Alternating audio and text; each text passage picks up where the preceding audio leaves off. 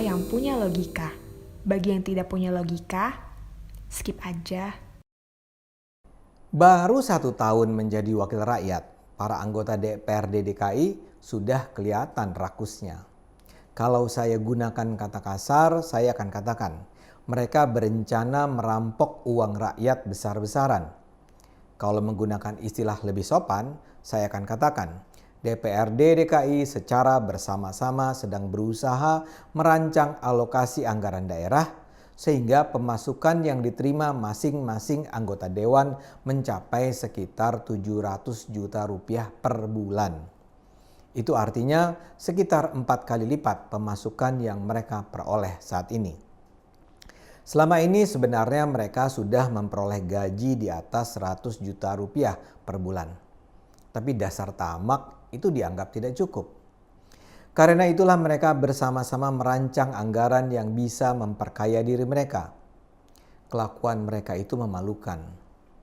Satu-satunya fraksi yang menolak pengerukan uang rakyat ini adalah Partai Solidaritas Indonesia (PSI). Partai anak muda ini sudah menyatakan penolakannya. Mereka bilang tak ada alasan yang bisa dibenarkan untuk menaikkan pendapatan anggota DPRD, apalagi kenaikan sampai 4 kali lipat. Tapi tentu saja, sebagaimana dalam beberapa kasus sebelumnya, PSI saat ini justru menjadi bahan pembulian di DPRD DKI. Mereka dianggap munafik, sok suci, pengkhianat, dan sebagainya. Pembulian itu bahkan datang dari sebagian teman anggota DPRD yang semula dikira masih bertahan dengan komitmen mereka untuk membela rakyat. Semula kita masih berharap bahwa di partai-partai senior masih ada anak-anak muda yang juga berpikiran lurus dan jujur. Sayangnya itu mungkin adalah harapan berlebihan. Yang terjadi justru sebaliknya. Sesama anak muda dari partai lain yang kita kira juga menyuarakan perjuangan kerakyatan malah turut menghina-hina PSI. Sebelum lebih jauh, Anda mungkin bertanya, kenapa nama Ahok harus dilibatkan dalam perang melawan ketamakan ini? Jawaban saya sederhana. Karena Ahok adalah tokoh anti korupsi yang kenal dekat dengan praktek semacam ini di DPR. Saat menjadi anggota DPR, dia jelas-jelas menolak aliran dana yang dia duga datang dari mereka yang berusaha menyuap DPR. Ketika dia menjadi gubernur, dengan tegas dia akan mencoret anggaran yang diajukan DPRD yang dianggapnya tidak masuk akal. Dia tidak kompromi dengan pembengkakan anggaran yang ditemuinya. Kini dia memang tidak lagi ada di DPR ataupun di birokrasi pemerintahan. Tapi dia ada di PDIP. Dan dia bisa mempengaruhi orang-orang di partai banteng itu untuk melawan.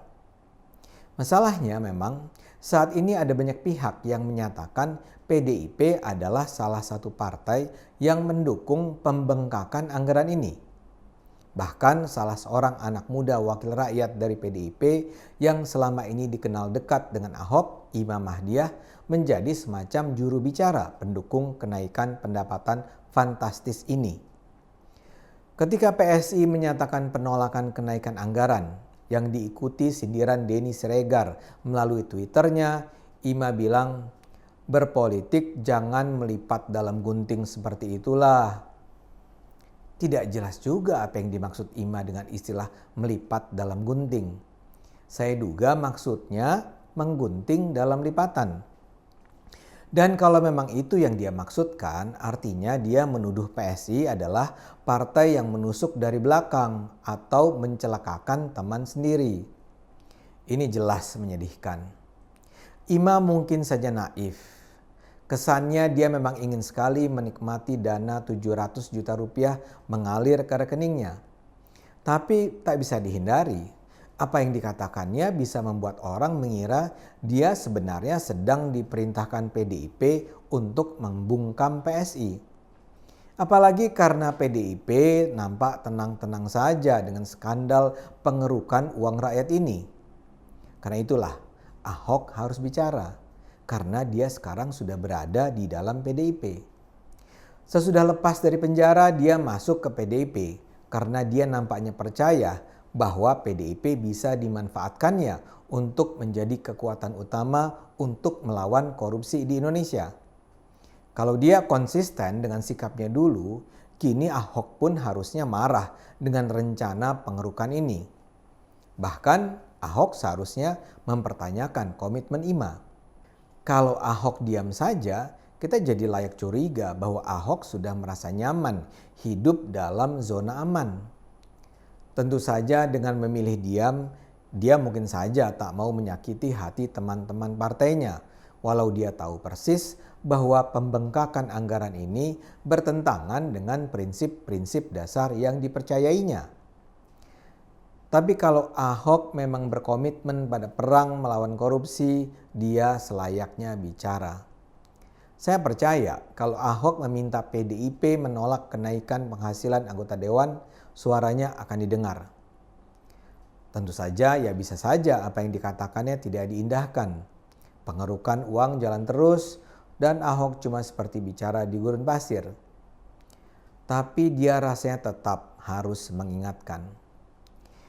Para anggota DPRD mungkin sekali akan terus melanjutkan rencana karena mereka tahu secara hukum mereka memang bisa melakukan itu. DPRD DKI memang bisa menetapkan sendiri pemasukan yang bisa mereka peroleh setiap tahun. Tentu saja anggaran itu harus disetujui bersama dengan Pemprov DKI. Tapi mengingat kualitas Anies dan anak buahnya, kita rasanya tidak perlu berharap mereka akan mempersoalkan anggaran yang menguras kekayaan negara ini. Dalam rancangan anggaran Rencana Kinerja Tahunan RKT 2021, DPRD merencanakan akan ada uang sekitar 8,383 miliar rupiah mengalir ke rekening anggota dewan per tahun. Ini memang bukan cuma gaji bulanan. Di dalam RKT ada pendapatan langsung, pendapatan tidak langsung, plus anggaran kegiatan. Jadi di luar gaji, anggota DPRD memperoleh tunjangan uang representasi, uang paket, tunjangan keluarga, tunjangan jabatan, tunjangan beras, tunjangan komisi, tunjangan perumahan, tunjangan komunikasi, tunjangan transportasi. Setelah itu mereka masih memperoleh anggaran untuk misalnya melakukan kunjungan kerja. Jumlah keseluruhan itulah yang sangat fantastis. Setiap anggota dewan akan memperoleh sekitar 700 juta rupiah per bulan atau 600 jutaan lah kalau sudah dipotong pajak. Dan untuk itu negara harus mengucurkan 888 miliar rupiah per tahun untuk total 106 anggota DPRD. Seperti saya katakan, menurut perhitungan ini merupakan kenaikan 4 kali lipat dari anggaran tahun sebelumnya. Kenapa harus ada kenaikan? Tidak ada penjelasan. Dan memang tidak perlu ada penjelasan lain. Menurut saya sih para anggota DPRD itu tamak saja. Tak ada alasan lain yang bisa dibayangkan mengapa mereka harus memperoleh pendapatan berlipat-lipat. Seperti dikatakan tadi, dengan gaji dan segenap tunjangan yang mereka peroleh, hidup mereka dan keluarga mereka sudah terjamin. Penghasilan mereka sudah jauh lebih dari cukup, padahal kinerja mereka jauh di bawah standar. Mana kerja mereka yang mencerminkan kepedulian mereka pada rakyat? Contohnya dalam fungsi pengawasan anggaran. Para anggota DPRD yang seharusnya melindungi kepentingan rakyat, begitu saja membiarkan Pemprov DKI menghabiskan uang rakyat tanpa ada kerja nyata. Kalau tidak ada PSI misalnya, anggaran AIBON yang mencapai 80 miliar rupiah itu bisa saja disahkan. Begitu juga pertanggungjawaban penggunaan anggaran oleh Pemprov pada 2019 lalu begitu saja berlangsung terlepas dari rangkaian kejanggalan yang harusnya bisa dipersoalkan DPRD. Yang protes ketika itu ya PSI dan beberapa fraksi lainnya yang memutuskan walkout. Yang memprotes cuma minoritas. Bisa dibilang para anggota DPRD DKI itu tidak jelas manfaat keberadaannya. Mungkin bahkan banyak rakyat tidak tahu yang namanya kunjungan kerja itu kunker, pertanggungjawabannya sama sekali tidak transparan dan akuntabel. Dengan mudah para anggota DPRD melakukan aksi tipu-tipu sehingga sebagian besar uang kunker justru mengalir ke kantong mereka. Kalau mereka melakukan perjalanan dinas, mereka tidak perlu mempertanggungjawabkan pengeluaran secara terperinci. Jadi selama ini pengerukan uang rakyat sudah secara nyata terjadi di DPRD. Dan setelah itu semua, tega-teganya mereka sekarang minta kenaikan pendapatan. Celakanya seperti saya katakan tadi, ini bisa berlangsung karena partai-partai besar membiarkan, mendukung, atau memang adalah perancang kenaikan anggaran ini. Saya duga mereka mendukung pengerukan uang rakyat karena dengan demikian uang akan mengalir deras ke kas partai. Dan celakanya bila ini goal di DKI, sangat mungkin DPRD lain akan mengikuti jalan ninja yang sama. Karena itu teruslah menolak PSI, bicaralah Pak Ahok, hentikan skandal ini. Mudah-mudahan orang-orang berhati nurani dan berakal sehat masih bersedia menghentikan praktek pengerukan uang rakyat ini. Mari gunakan akal sehat. Hanya kalau kita gunakan akal sehat, negara ini akan selamat.